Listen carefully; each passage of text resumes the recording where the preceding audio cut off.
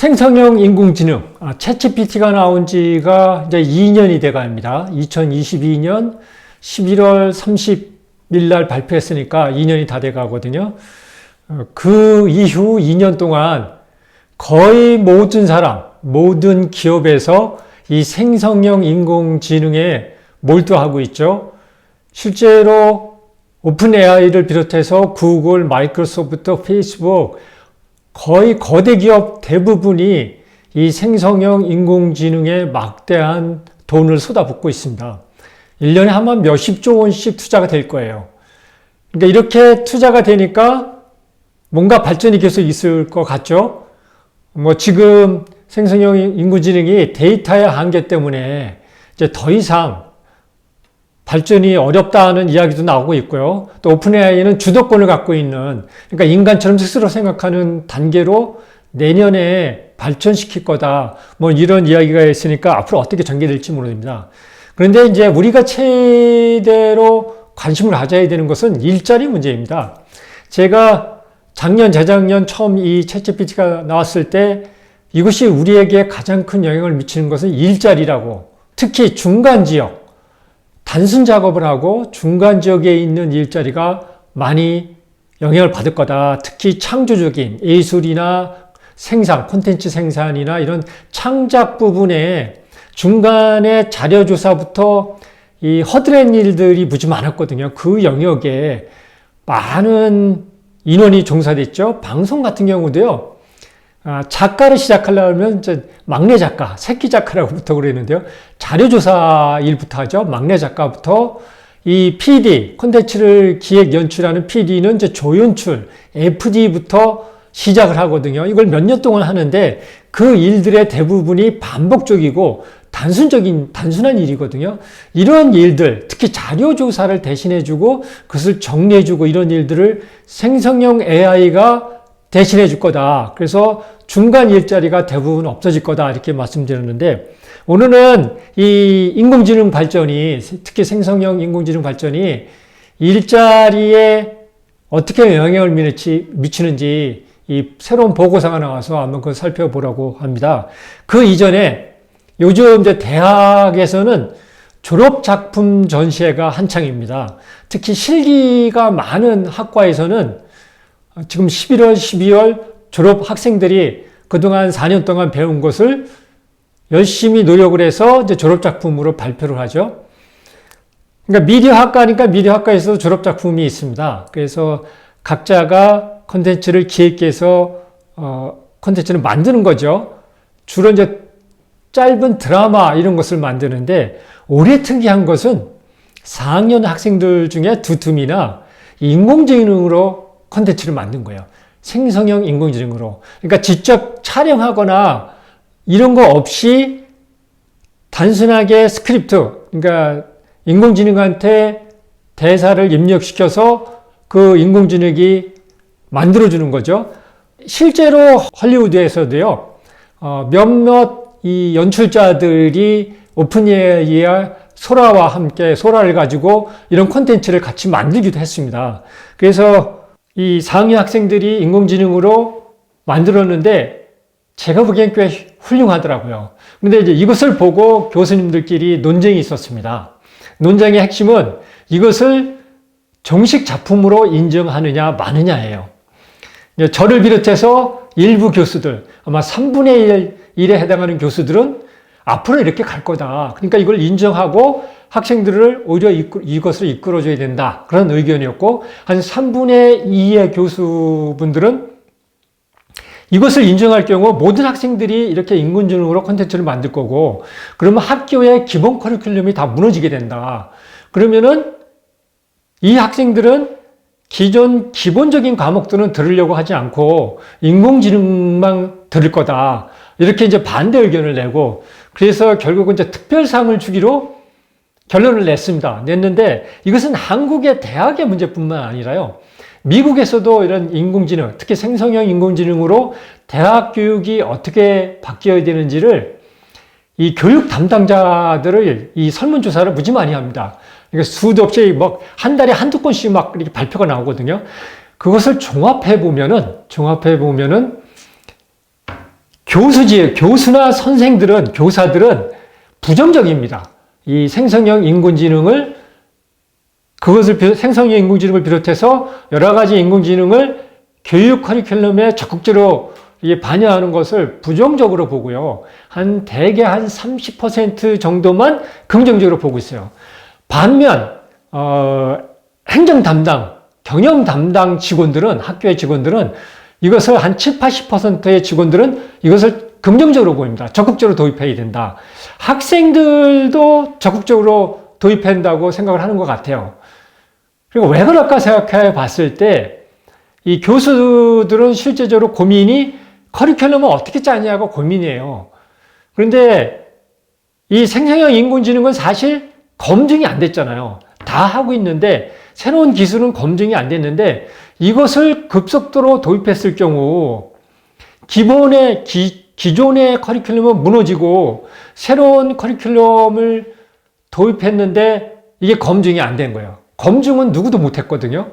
그러니까 만약에 그래서 새로운 커리큘럼을 도입했을 때 성공적이지 않고 기존의 커리큘럼이 무너지면 교육 자체가 무너진다는 거죠. 그러니까 교사나 교수들이 이 새로운 기술을 적극적으로 받아들이는데 부정적인 태도는 제 생각에 맞는 것 같아요. 그럴 수밖에 없는 것 같아요. 그런데 이제 오늘은 새로운 연구를 보면서 이것이 결국은 일자리하고 연관이 되어 있다. 그러니까 고민을 우리가 더 많이 해야 된다. 이것을 한번 살펴보려고 합니다. 하버드 대학교 비즈니스 스쿨하고요, 독일 경제연구소, 그리고 런던의 임페리얼 컬리지 경영대학원에서 공동 연구를 했습니다.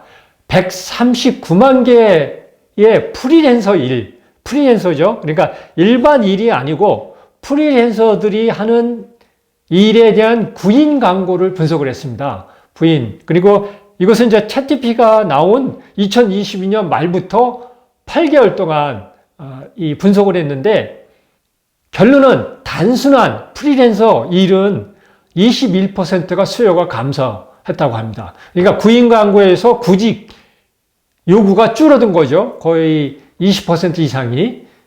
그러니까 이것이 무슨 얘기냐면은 아까 말씀드린 대로 프리랜서 중에는 작가, 조연출, 그리고 그 코딩에도요, 단순한 일들이 많거든요. 도와주는 일, 그리고 웹 개발, 앱 개발 이런데 단순 일로 도와주는 일들이 많습니다. 이런 일들이 줄어든 거고요. 이것은 이제 자료조사를 생성형 인공지능이 대신해 주기 때문에 가장 영향을 많이 받은 거고요. 더군다나 이제 이미지 생성도 상당히 발전되어 있죠. 동영상은 아직 많이 시도를 하고 있지만 우리 인간을 대체할 정도로 못 갔습니다. 그런데 이 이미지는, 그림은 상당히 높아졌어요. 그래서 그래픽 디자이너, 이 부분도 상당히 많거든요. 대학에 디지털 그래픽 디자인 학과가 무지 많죠. 그리고 그 직업에 종사하는 사람들 많죠.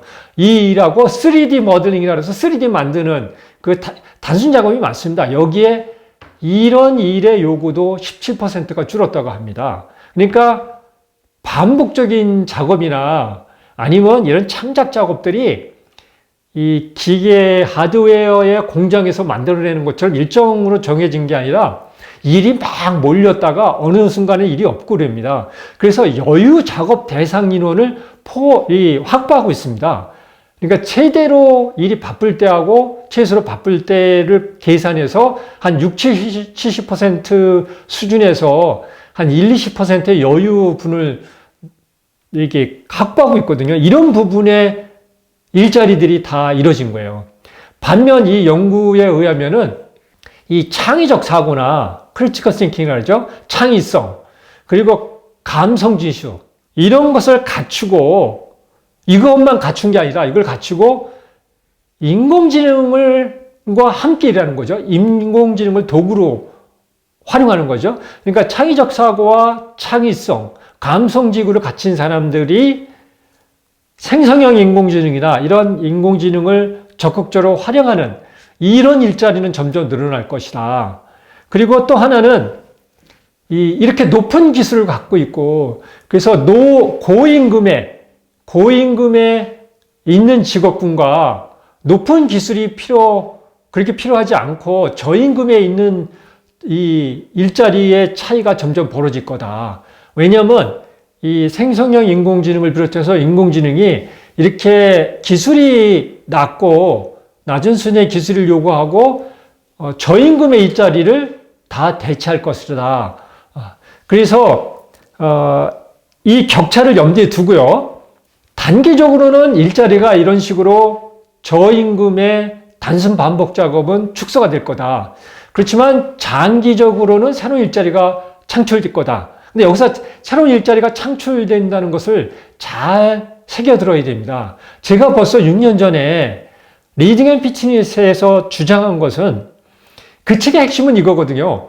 디지털 혁신은 다른 걸 다 제쳐두고 우리에게 엄청난 생산성 향상을 요구한다.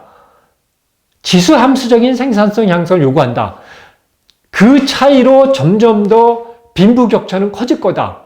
왜냐하면 생산성 격차가 점점 커지니까 디지털 생산성은 수직으로 상승하는데 산업화 시대 전통 생산성은 완만하게 상승하거든요. 이 생산성 격차가 앞으로 사회를 혼돈으로 몰아갈 거다. 이것이 이제 그 책의 주제거든요. 그래서 누구나 생산성 향상을 어떻게 할 것인지를 노력하지 않으면은 디지털 시대에는 다 밀려날 것이다. 그런데 이 디지털 생산성 향상은 무엇으로 해요? 열심히 일한다고, 일을 100시간 한다고 되는 건 아닙니다. 일을 오히려 줄여야죠. 디지털 기술을 적극적으로 활용해서 생산성을 높이는 거죠. 그래서 여기서 생산성 향상으로 장기적으로 새로운 일자리를 창출한다는 것은 챗GPT를 비롯해서 인공지능 기술을 적극적으로 도입해서 활용해야 된다는 것이죠. 실제적으로 하버드 비즈니스 스쿨하고요, 하버드 대학교 비즈니스 스쿨하고 보스턴 컨설팅이 조사를 했습니다. 조사를 했더니 GPT-4를 사용 시 이 컨설팅 담당하는 보스턴 컨설팅이니까 아마 자기네 컨설팅을 담당하는 컨설턴트를 대상으로 한 것 같아요. GPT-4를 사용 시 25%를 빠르게 일을 하고요. 25% 빠르게 일을 해냈고요. 그리고 40% 더 높게 품질을 높였다고 합니다. 인공지능, 기술을 적극 활용함으로써 생산성을 향상시키는 거죠. 그러면 이것이 이제 알겠어요. 이거는 누구나 알죠. 기술을 활용하면 생산성이 늘어난다. 그러면 우리 사회에 이게 어떤 영향이 있는 거죠? 오늘의 이야기는 이겁니다. 앞으로 이 정책은 공정한 교육과 훈련 기회를 제공해 주는 거예요. 그래야 디지털 격차, 그래서 디지털 리터러시라 그러죠. 디지털을 활용할 수 있는 능력의 격차. 산업화 시대는 리터러시, 문해력 격차죠. 글을 읽고 쓰고 활용하는 능력. 그래서 교육을 받느냐 아니냐에 따라서 그 빈부의 격차가 생기고 기회의 격차가 생겼는데 디지털 시대에는 디지털 리터러시에 대한 격차, 디지털 기술을 이해하고 활용할 수 있는 능력의 격차로 모든 분야에서 기회의 격차가 생기고 빈부의 격차가 생기는 겁니다. 그것이 지금 점점 더 벌어지고 있죠. 그리고 그 과정 동안에 일자리를 잃는 사람이 무지 많을 거거든요. 그래서 사회 안전망을 만들고요. 재고용 프로그램을 적극적으로 개발해야 된다는 것이죠. 그래서 오늘은 이 새로운 인공지능이 일자리에 어떻게 영향을 미칠지에 대한 새로운 보고서를 보면서 앞으로 이 디지털 리터러시는 더 중요하다. 그래서 디지털 기술을 활용하고 배우고 활용할 수 있는 능력을 누구에게나 가르쳐야 뒤처지는 사람 없이 이 빈부의 격차가 안 생기고 기회가 안 생기고 사회가 안전하게 발전할 것이다. 그래서 누구나 디지털 기술을 적극적으로 배우고 활용하자. 이 말씀을 드렸습니다.